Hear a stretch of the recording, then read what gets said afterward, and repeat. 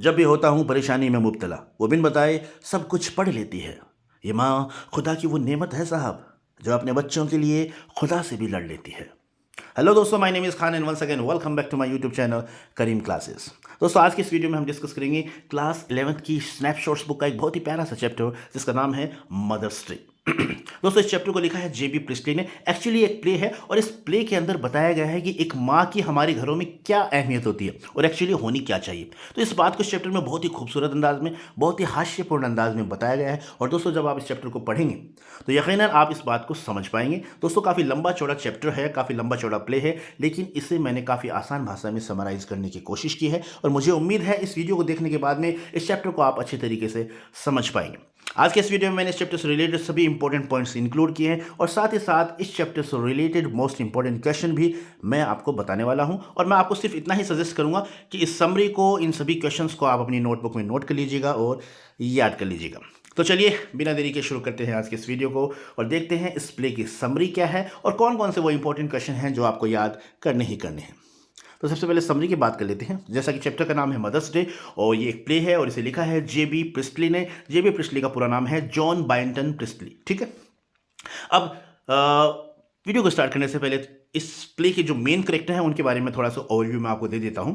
तो इसमें जो है मेन 5 करेक्टर हैं। पहला तो है मिसेस एनी पियर्सन, जो कि इस प्ले के अंदर मदर का रोल कर रही है और ये स्वभाव से काफ़ी कायर प्रवृत्ति की, दयालु प्रवृत्ति की हैं, कमज़ोर हैं, आज्ञा मानने वाली एक महिला है। ठीक है, दूसरा जो मेन करेक्टर है वो है मिसेस फिट्जराल्ड, जो कि मिसेस पियर्सन की नेबर हैं और फॉर्चून टेलर भी हैं, भविष्य बताती हैं और स्वभाव से थोड़ी मजबूत हैं, क्रूर प्रवृत्ति की हैं, आज़ाद किस्म की महिला हैं, साहसी हैं, शराब वराब पीती हैं और धूम्रपान भी करती हैं। ये इनकी क्वालिटीज़ हैं। ठीक है, तीसरा मेन करेक्टर है जॉर्ज पियर्सन, जो कि मिसेस पियर्सन के हस्बैंड है और डोरिस और सिरिल जो है वो मिसेस पियर्सन के, डोरिस तो है मिसेस पियर्सन की बेटी और सिरिल जो है वो मिसेस पियर्सन का बेटा है। ठीक है, और एक मेन कैरेक्टर और है Charlie Spence. Charlie Spence Mrs Pearson की जो बेटी है जिसका नाम डोरिस है, उसका बॉयफ्रेंड है। ठीक है, तो कुल मिलाकर ये 5 कैरेक्टर हैं इस प्ले के अंदर। ठीक है, अब इन सभी कैरेक्टर्स के इर्द गिर्द ही ये नाटक आपको घूमता हुआ नजर आएगा। अब देख लेते हैं इस प्ले की समरी को।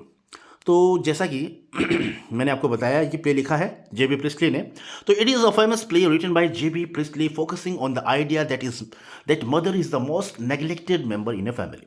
यानी इस नाटक के अंदर ये नाटक लिखा है जेबी प्रिस्टली ने और इस पर फोकस किया गया है, खासतौर से इस विचार पर फोकस किया गया है कि घरों के अंदर, परिवार में माँ को सबसे ज़्यादा नेग्लेक्ट किया जाता है। यानी अगर किसी परिवार में सबसे ज़्यादा नेग्लेक्टेड मेंबर है तो वो उस परिवार में माँ ही है। ठीक है, she cares for everyone but nobody cares for her. वो सभी की परवाह करती है लेकिन कोई उसकी परवाह नहीं करता। The neglected mother in the play is Mrs Pearson. और इस प्ले के अंदर जो नेग्लेक्टेड मदर है वो कौन है? Mrs Pearson. She is weak and submissive lady. वो काफ़ी कमजोर है और सबमिसिव का मतलब होता है आज्ञा मानने वाली महिला, यानी उसे जो कहा जाए बेचारी को वो मान लेती है। तो ऐसी वो महिला है। She is not being respected by any of her family member. अब परिवार में उसके परिवार के सदस्य, किसी भी सदस्य के द्वारा उसके साथ वो व्यवहार नहीं किया जाता जो वो डिजर्व करती, यानी अच्छा व्यवहार कुल मिलाकर नहीं किया जाता है। She wants to protest but she lacks courage to do so. अब बेचारी वो विरोध करना भी चाहती है लेकिन उसमें इतनी हिम्मत नहीं कि वो अपने परिवार के सदस्यों का विरोध कर सके। One day her neighbor come friend Mrs. Fitzgerald visits her and comes to know about her condition. एक दिन क्या होता है, उसके घर में उसकी दोस्त जो उसकी पड़ोसी भी है जिसका नाम है मिसेस फिट्जराल्ड, वो आती है और वो जब उसकी हालत के बारे में जानती है तो उसे काफ़ी दुख होता है। अब वो क्या करती है? अब मिसेस फिट्जराल्ड जो है वो मैजिक जानती है, सी नोज मैजिक। अब वो उसे कहती है कि भाई मैं तेरी इस हालत को सुधार सकती हूँ।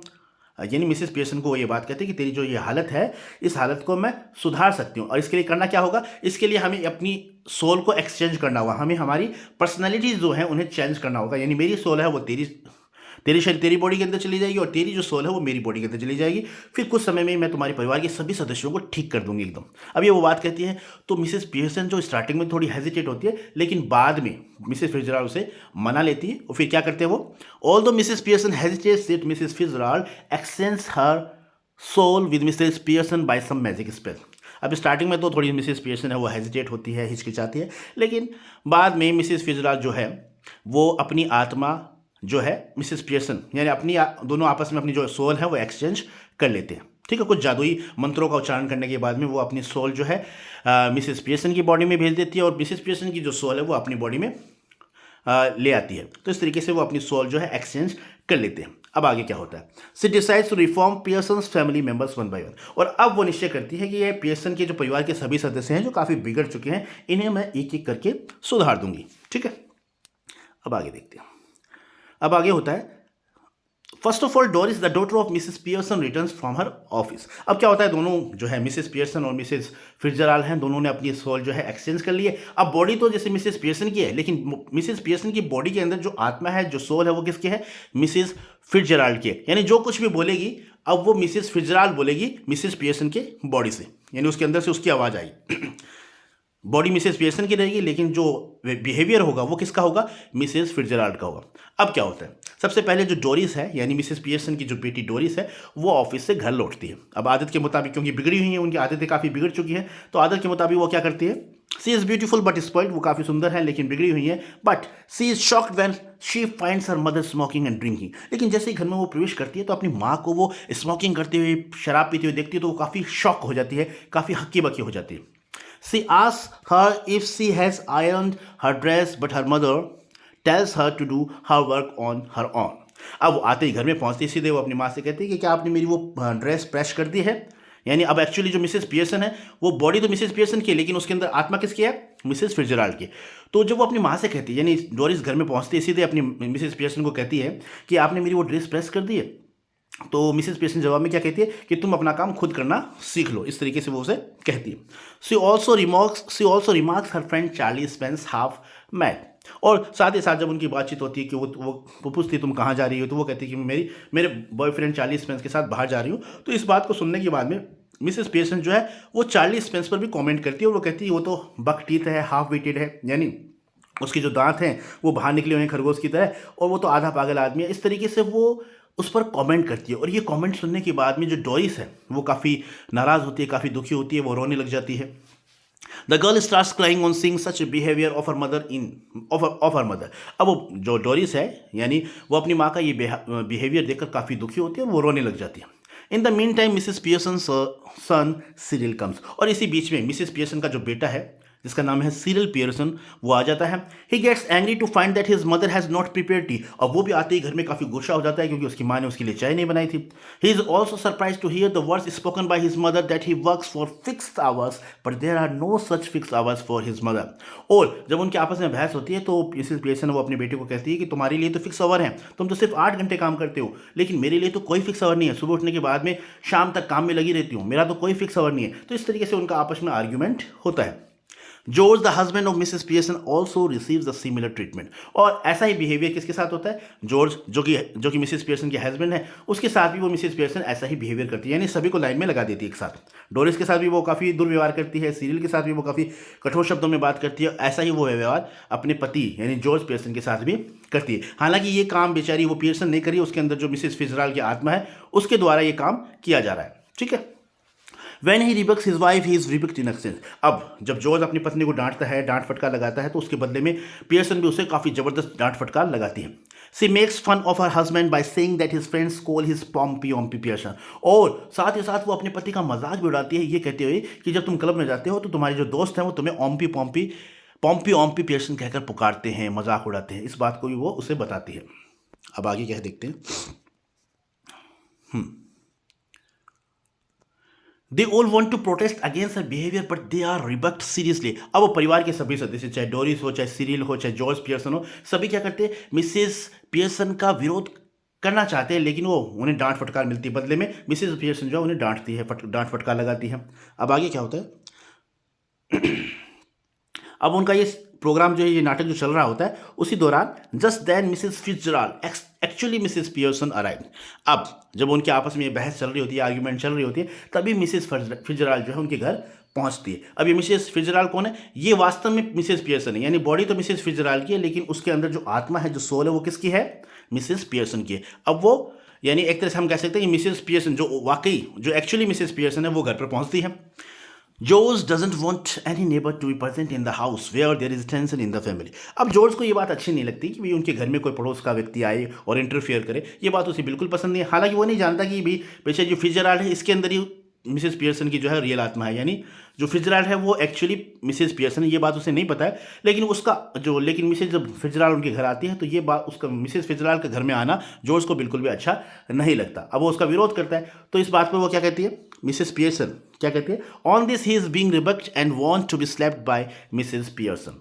अब जब जॉर्ज जब नाराज़गी व्यक्त करता है इस बात पर, तो जो मिसेस पियर्सन है वो क्या करती है, जॉर्ज को डांट फटका लगाती है ना, उसके इस बिहेवियर पे डांट फटका लगाती है और उसने कहा कि अगर तुमने ऐसा व्यवहार किया तो तुम्हें थप्पड़ पड़ेगा, यानी ये यहाँ तक भी वो अपने पति को कह देती है। अब बेचारी ये बात मिसेस पियर्सन नहीं करी, बल्कि उसके अंदर जो आत्मा है मिसेस फिtzgerald की, उसके द्वारा ये बात उससे बुलवाई जा रही है।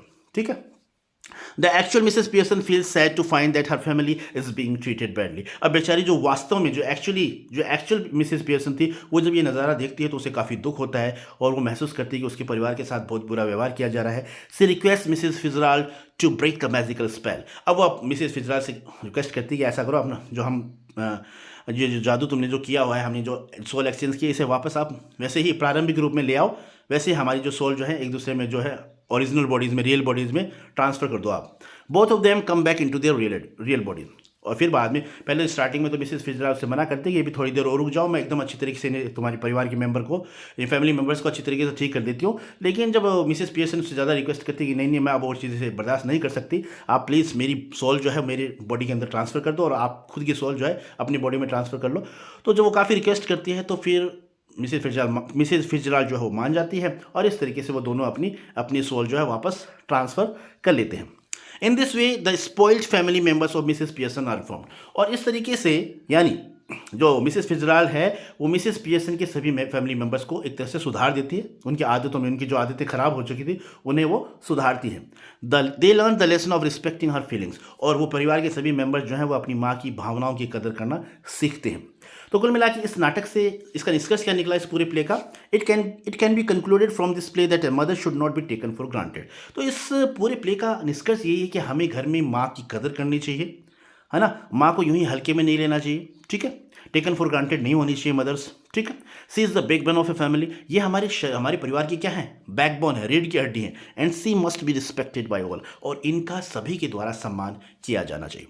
तो इस तरीके से ये निष्कर्ष इस नाटक का निकलता है। सभी इंपॉर्टेंट पॉइंट्स इस समरी में मैंने इंक्लूड करने की कोशिश की है। मुझे उम्मीद है ये समरी आपको अच्छी तरीके से समझ में आ गई होगी। अब देख लेते हैं इस प्ले से रिलेटेड जो इंपॉर्टेंट क्वेश्चन है वो कौन कौन से हैं, और इन क्वेश्चन को आपको अपनी नोटबुक में नोट करना भी है। ठीक है, अब देख लेते हैं हमारे कौन कौन से। हमारा पहला क्वेश्चन है, what is the duty of husband sons and daughters according to Mrs Fitzgerald. यानी मिसेस फिtzgerald के अनुसार जो हस्बैंड्स हैं, सन हैं, डॉटर्स हैं, इनका क्या कर्तव्य होना चाहिए। तो according to Mrs Fitzgerald it is the duty of husband sons and daughters to take care of wives and mothers. यानी मिसेस फिtzgerald के अनुसार हस्बैंड हो, चाहे बेटा हो, चाहे बेटी हो, इनका कर्तव्य है कि अपनी पत्नियों की, अपनी माँ की देखभाल करें। ठीक है, उनकी केयर करें। They should not treat them like that. उनके साथ धूल का जैसा व्यवहार नहीं किया जाना चाहिए, यानी पैरों की धूल की तरह व्यवहार नहीं किया जाना चाहिए। यानी कुल मिलाकर माँ के साथ, अपनी पत्नियों के साथ सम्मान के साथ बात करनी चाहिए, ऐसा मिसेस फिtzgerald मानती हैं। ठीक है, अगला हमारा क्वेश्चन है, व्हाई आर सिरिल एंड डोरी शॉक्ड। अब सिरिल और डोरी जो है वो शॉक्ड क्यों हो जाते हैं।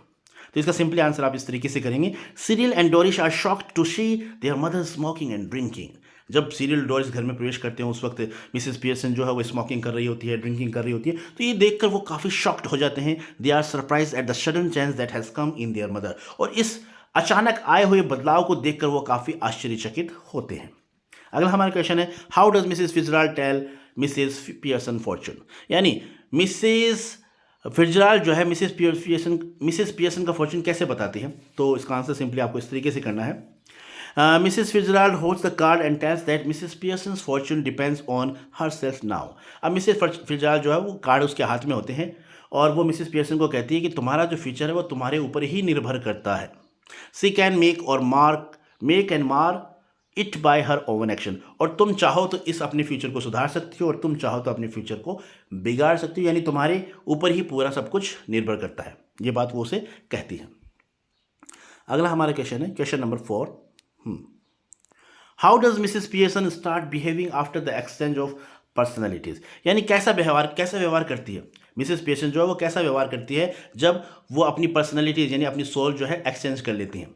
तो इसका सिंपली आंसर आपको इस तरीके से करना है, she becomes the boss of the family. अब जैसे ही मिसेस पियर्सन के अंदर फिट्जराल्ड की जो सोल है वो प्रवेश हो जाती है और उनकी पर्सनैलिटी चेंज हो जाती है, तो मिसेस पियर्सन कैसा व्यवहार करती है, फैमिली के बॉस की तरह व्यवहार करती है। She asked Doris and Cyril to help themselves, और वो डोरिस और सिरिल को भी काफ़ी डांट फटकार लगाती है और उसे कहती है कि तुम अपना काम खुद किया करो। She doesn't spare even her husband, यहाँ तक कि वो अपने पति को भी नहीं छोड़ती है। सी स्टार्ट्स स्मोकिंग एंड ड्रिंकिंग, और साथ ही साथ वो धूम्रपान करना शुरू कर देती है, शराब पीना शुरू कर देती है। तो ये कुछ गुण हैं उसमें आ जाते हैं, ठीक है।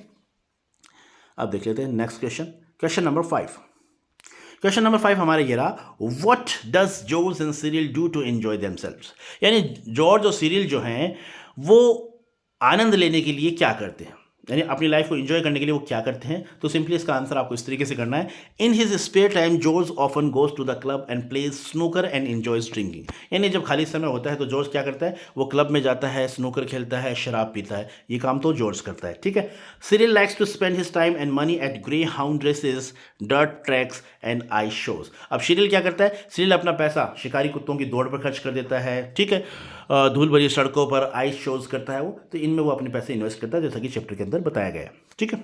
अगला हमारा क्वेश्चन है, how does Mrs Pearson make fun of Charlie Spence. Important question है कि मिसेस पियर्सन चार्ली स्पेंस का मजाक कैसे उड़ाती है। तो इसका आंसर हो जाएगा, she ridicules her daughter Doris for having such a worthless boyfriend, यानी वो अपनी बेटी का मजाक उड़ाती है ये कहते हुए कि उसका जो बॉयफ्रेंड है एकदम बेकार है।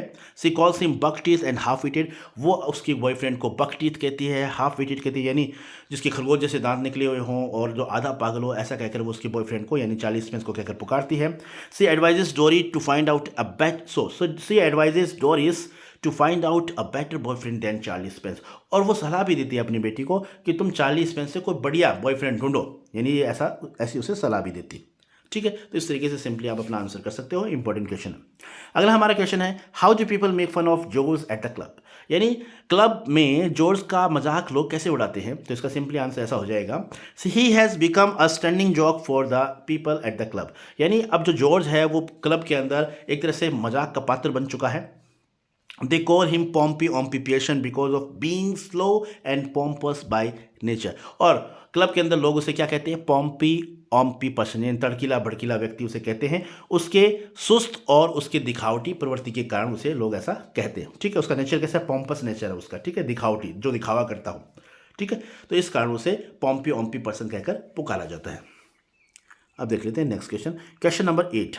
क्वेश्चन नंबर 8 हमारा ये रहा, Why does Mrs. Fitzgerald actually Mrs. Pearson press for changing back to their real personalities, यानी मिसेस फिट्जराल्ड जो कि एक्चुअली मिसेस पियर्सन है, वो क्यों कहती हैं, बार बार इस बात पर क्यों जोर देते हैं कि वो जो उनकी वास्तविक पर्सनैलिटीज़ हैं वापस उन्हें चेंज कर दिया जाए, यानी सभी वो मिसेस फिट्जराल्ड से क्यों रिक्वेस्ट करती है कि जो उनकी सोल है, मेरी बॉडी में जो आपकी सोल है उसे आप वापस चेंज कर लें, ऐसा वो उनसे क्यों कहती है। तो सिंपली इसका आंसर इस तरीके से आपको करना है, the real Mrs Pearson now Mrs Fitzgerald, जो वास्तव में मिसेस पियर्सन है जो कि अब मिसेस फिट्जराल्ड बनी हुई हैं, can't beer this drama anymore, क्योंकि वो इस ड्रामे को और ज़्यादा बर्दाश्त नहीं कर सकती थी। वो देख पा रही थी कि उनके परिवार के साथ, उसके परिवार के मेंबर के साथ बहुत बुरा व्यवहार किया जा रहा है, उसके परिवार के सभी सदस्य दुखी है, तो इस बात को बिल्कुल भी बर्दाश्त नहीं कर पाते। इसलिए वो मिसेस फिट्जराल्ड से कहती है कि तुम ऐसा करो, मेरी सोल जो तुम्हारी बॉडी के अंदर है वापस मुझे ट्रांसफ़र कर दो। The situation has become too much, अब मामला बहुत बिगड़ चुका है। She feels that her children and husband are really miserable, और वो वहाँ नज़ारा देखकर वो इस बात को महसूस करती है कि उसके बच्चे, उसके पति जो है, उसका पति और उसके जो बच्चे हैं वो काफ़ी दुखी हैं, और इन चीज़ों को देखकर ही वो मिसेस फिट्जराल्ड से रिक्वेस्ट करती है कि प्लीज़ आप मेरी सोल मुझे वापस ट्रांसफ़र कर दें, ठीक है। अगला हमारा क्वेश्चन है, compare and contrast Mrs Pearson and Mrs Fitzgerald. अब इन दोनों के बारे में थोड़ा सा कंपैरिजन करना है आपको, तो सिंपली इसका आंसर आप इस तरीके से करेंगे, Mrs Pearson and Mrs Fitzgerald are two contrasting characters, यानी एकदम दोनों विरोधाभासी कैरेक्टर हैं, पात्र हैं। Mrs Pearson is simple and pleasant looking woman, यानी मिसेस पियर्सन वो काफ़ी साधारण है, सबमिसिव वुमन है, वीक है, ठीक है, और काफ़ी सुंदर दिखने वाली वो महिला है। She always helps her children and husband in all their need, और वो हमेशा अपने बच्चों की, अपने पति की जब भी उनको कोई आवश्यकता होती है तो उसमें मदद करती है। लेकिन इसके विपरीत, but Mrs Fitzgerald is heavier and has a strong and sinister body, लेकिन मिसेस फिट्जराल्ड है वो काफ़ी भारी किस्म की, काफ़ी मजबूत और काफ़ी क्रूर प्रवृत्ति की महिला है। She is liberated and bold, वो आज़ाद किस्म की महिला है, साहसी हैं। सी ड्रिंक्स एंड स्मोक्स, वो शराब पीती हैं, धूम्रपान करती हैं। Mrs Pearson's voice is soft and sweet, लेकिन मिसेस पियर्सन है उसकी आवाज़ क्या है, काफ़ी मधुर है, काफ़ी कोमल है। तो इस तरीके से आप कंपेरिजन कर सकते हैं, ठीक है। अब देख लेते हैं लास्ट क्वेश्चन, और लास्ट क्वेश्चन हमारा ये रहा। How does Mrs Fitzgerald find the cause of Mrs Pearson misery, यानी मिसेस फिट्जराल्ड कैसे पता करती है मिसेस पियर्सन के दुख का कैसे पता लगता है उसे। तो सिंपली इसका आंसर आप इस तरीके से करेंगे, Mrs Fitzgerald thinks that Mrs Pearson is responsible for spoiling her husband and children, यानी मिसेस फिट्जराल्ड सोचती है कि मिसेस पियर्सन जो है वही अपने बच्चों और अपने पति को बिगाड़ने का कारण है, यानी वही जिम्मेदार है। उनके पति और उनके बच्चे अगर बिगड़े हुए हैं तो इसकी पूरी जिम्मेदारी किसकी है, वो मिसेस पियर्सन की है। She runs after them all the time, वो हर वक्त उनके पीछे दौड़ती रहती है। She takes their orders as if she were their servant in the house, वो उनके ऑर्डर इस तरीके से पूरा करती है जैसे वो उनकी नौकरानी है। She stays at home every night while they go out enjoying themselves, वो हमेशा हर रात वो घर में रहती है, लेकिन उसके पति बच्चे जो हैं वो जब भी उनका मन करता है बाहर जाने को तो वो बाहर जाते हैं, एंजॉय करते हैं अपनी लाइफ को। सी शुड बिकम बोल्ड, उसे बोल्ड होना चाहिए, साहसी होना चाहिए। द मिस्ट्रेस, उसे घर की मालकिन होना चाहिए। And the boss of the family, यानी मिस्ट्रेस और बॉस होना चाहिए उसका घर, उसे घर का, जबकि वो ऐसा नहीं करती है। Her gentleness is the cause of her misery, यानी उसकी उदारता जो है, उसका नरम स्वभाव जो है वही उसके दुख का कारण है। तो इस तरीके से आप अपना आंसर कर सकते हैं। तो ये थे इंपॉर्टेंट 10 क्वेश्चन और समरी, बहुत आसान भाषा में मैंने आपको समझाने का प्रयास किया है। मुझे उम्मीद है समरी और इंपॉर्टेंट क्वेश्चन आपको अच्छी तरीके से समझ में आ गए होंगे। So this is all about the video. I hope you like this video, and if you did, please give it a like and share with your friends and siblings who are especially in 11th class. Once again, thank you so much for watching this video till the very end. See you soon in next video. Till then, take care of yourself, keep watching, keep growing, keep learning, keep smiling, and once again, thank you. Have a nice day.